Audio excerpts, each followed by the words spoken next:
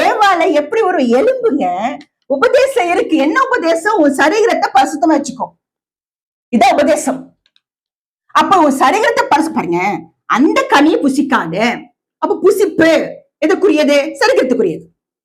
அப்ப ஏதேன் தோட்டத்துல என்ன ஆசீர்வாதங்க? சரீரத்தை பரிசுத்தப்படுத்துற வாழ்க்கையை கொடுத்திருக்கிறார்.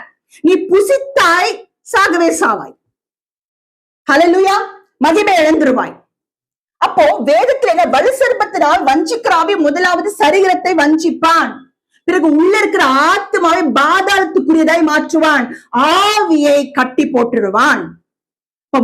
ஆண்டவர் கேட்டேன், ஆண்டவரே, நீர் உருவாக்கின ஆதாம் ஏவாளை தவறு செய்து விட்டார்கள், அவர்கள் திருத்தி மறுபடியும் ஏதேன் தோட்டத்துல நீங்க வைக்கலாம் இல்லவா ஆண்டவரே?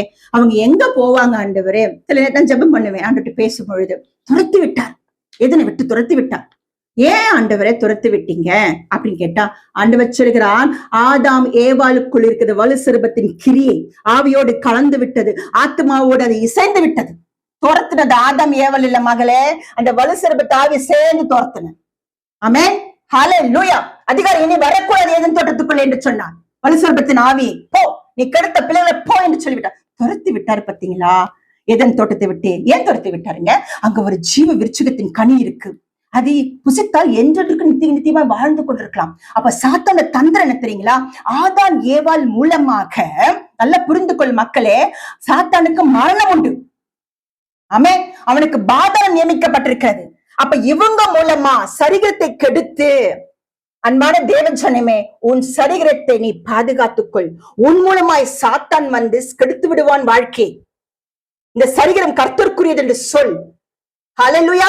அப்போ ஆதாம் ஏவாளுக்குள்ள உள்ள புகழ்ந்து அவன் நித்திய நித்திய தேவனை போல நித்திய நித்தியமா வாழும்படி அவன் அந்த ஜீவ விருட்சகத்தின் கனியை புசிக்கும்படி காத்திருந்தான். அதை தான் கர்த்தர் பார்த்தார், வெளியே துரத்தி விட்டார், போ, எங்கே போ.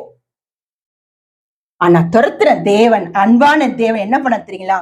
அதனால்தான் அவருக்கு ஒரு மாமிசம் கொடுக்கப்பட்டது. ஹல்லேலூயா. அவருக்கு ஒரு சரீரம் கொடுக்கப்பட்டது.